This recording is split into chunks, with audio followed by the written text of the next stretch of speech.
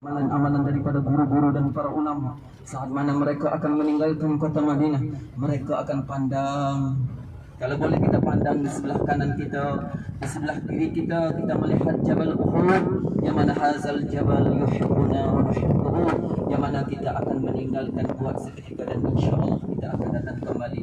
Dan insya-Allah yang mana sekali lagi kita memberi salam kepada Rasulullah sallallahu alaihi wasallam daripada jauh. Bismillahirrahmanirrahim. Assalamu alayka ya Rasulullah. Assalamu alayka ya Nabi Allah. Assalamu alayka ya Habib Allah.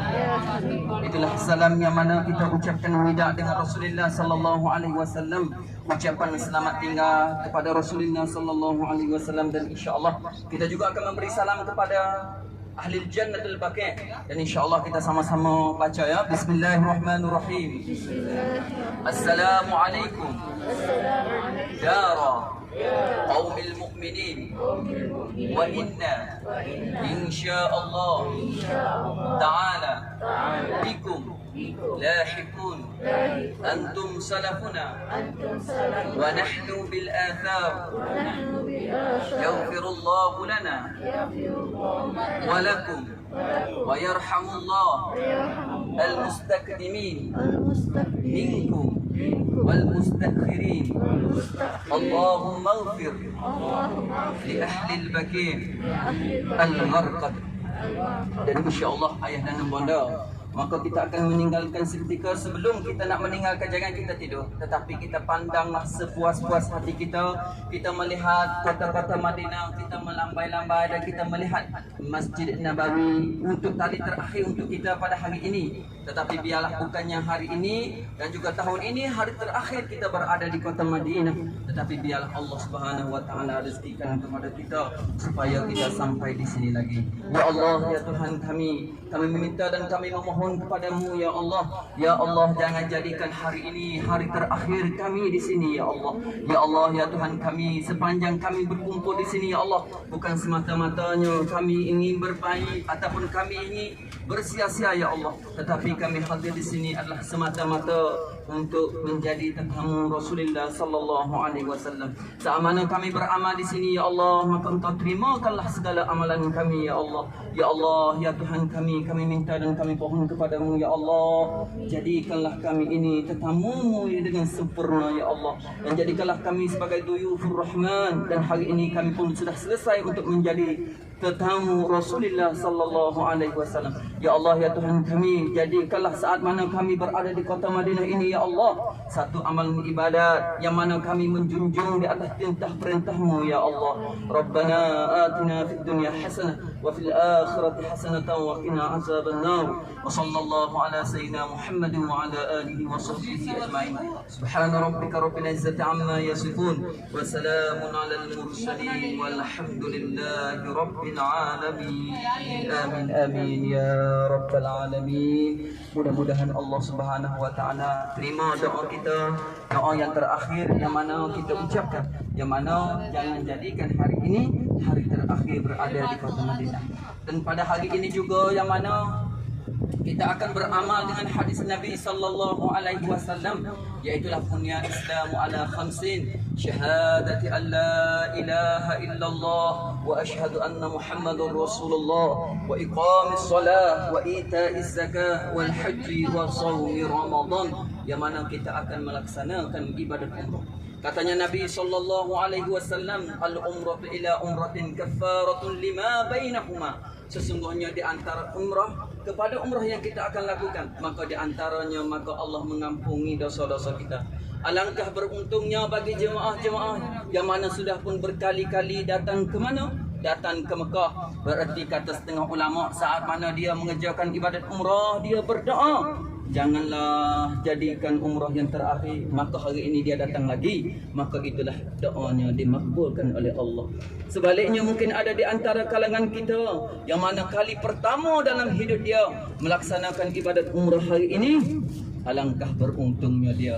Dialah di antara yang mana menyahut panggilan Nabi Allah Ibrahim saat mana Nabi Ibrahim membina Kaabah.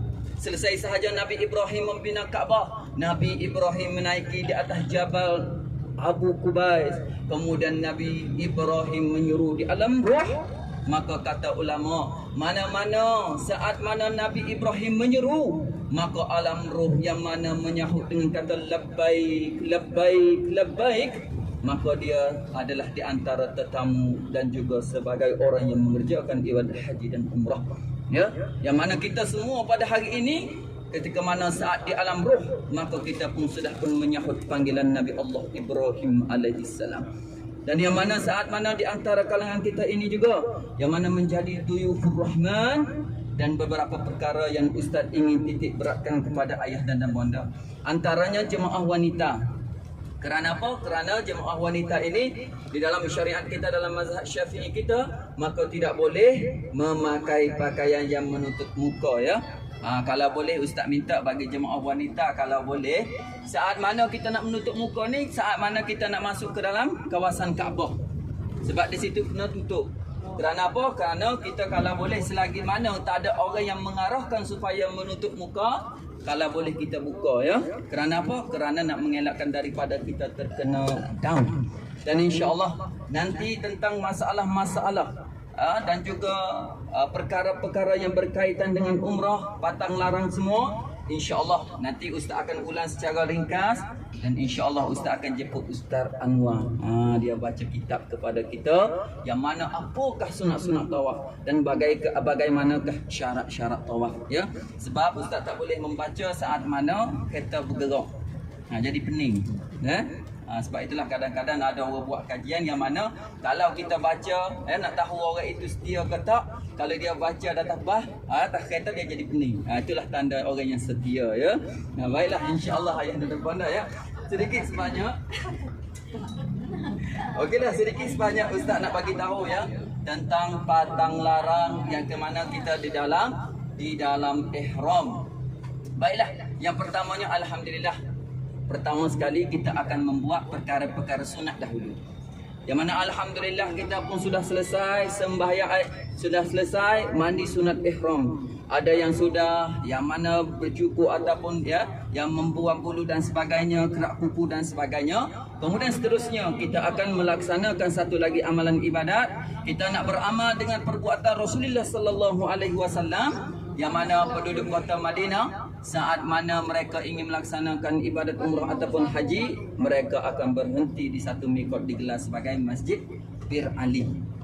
Ya, di Masjid Bir Ali kalau orang naik train tu tak sampailah dia salah satu sunat yang besar. Di antara kata ulama, di antara perbuatan sunat yang paling baik adalah kita berniat di mikot yang pernah Nabi kita berniat. Kalau orang yang naik train dan sebagainya itu, maka dia tidak boleh berniat di mikot Qarnul Manazil, mikot Masjid Bir Ali, ya. Luputlah satu sunat bagi dia. Sebab itulah kalau Ustaz lah, ya, bagi jemaah buat pertama kali Ustaz nak ra'i, Ustaz nak bawa kepada Masjid Bir Ali. Bukan sebenarnya tak nak pergi naik train. Kalau bawa naik train semua, Ustaz lagi senang. Tapi banyak perkara-perkara yang luput. Antaranya sembahyang sunat di Masjid Bir Ali, berniat ihram dalam Masjid Bir Ali, bertalbiyah. Kadang-kadang naik train berterabur. Jadi tak boleh nak bertalbiyah bersama dengan para jemaah, ya. Apabila sampai sahaja di Masjid Bir Ali, amalan dan perbuatan yang paling baik kita lakukan adalah kita naik, kemudian kita sembahyang sunat tahiyatul masjid. Selesai sembahyang tahiyatul masjid, kita sembahyang sunat ihram. Boleh?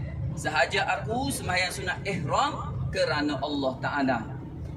Selepas daripada rakaat yang pertama, selepas daripada Fatihah, bacalah Qul ya ayyuhal kafir. Rakaat yang kedua selepas daripada Fatihah, bacalah Qul huwallahu ahad. Selesai daripada membaca sembahyang, kemudian terus naik bas, kita berkumpul di atas bas seperti mana ini, maka Ustaz akan ajar ayahanda dan bonda cara berniat. Dan bagi jemaah wanita, Ustaz akan ajar satu niat bersyarat, ya. Takut-takut ada di kalangan kita ini yang kedatangan haid. Ya, Ustaz, saya ni dah 60, Ustaz, 70 tahun, Ustaz. Macam mana Ustaz kena niat bersyarat juga, ya? Ya, kerana apa? Kadang-kadang ramai di antara kalangan jemaah yang mana dah menopause pun di Malaysia, tapi kerana cuaca di sini, mungkin makanan di sini, ada juga yang mana di antara yang menopause pun datang haid kembali. Satu, kita sembahyang sunat ihram. Selesai daripada kita sembahyang sunat ihram, maka kita akan berniat bersama-sama di dalam bas. Kalau boleh masa kita sebelum daripada berniat, ustaz mintalah dari kalangan kita bagi jemaah laki-laki yang pakai kopiah pecat, takut terlupa. Yang pakai seluar dalam, mungkin ada jemaah kita ni pernah berlaku. Ya, naik bas siap dah berniat, tiba-tiba dia terlupa terpakai seluar dalam. Kena pecat tu. Hari tu juga. Dalam bas tu juga. Maka beruntunglah orang yang berada di sisinya. Ya. Sebab itulah jemaah laki-laki ya, perlu berhati-hati. Dan juga bagi jemaah mungkin ada yang terpakai kasut, jemaah laki-laki ya. Nanti kena pecat semua kasut, kena pakai selipar. Seperti haji dekat belakang tu macam ustaz ya. Ini khusus bagi jemaah laki-laki dan insyaAllah nanti semuanya nanti ustaz akan nyatakan kepada ayah dan bonda Batang Lara saat mana kita berada dalam ihram. Ada yang nak bertanya? Okey semua ya. Okey insyaAllah dari segi nak melaksanakan, kalau ada jemaah yang mungkin ada kedatangan haid, mungkin malu untuk bertanya, nanti bila turun nanti bagi tahu ustaz ya. Yang masih dalam keadaan belum suci dan sebagainya boleh bagi tahu ustaz insyaAllah.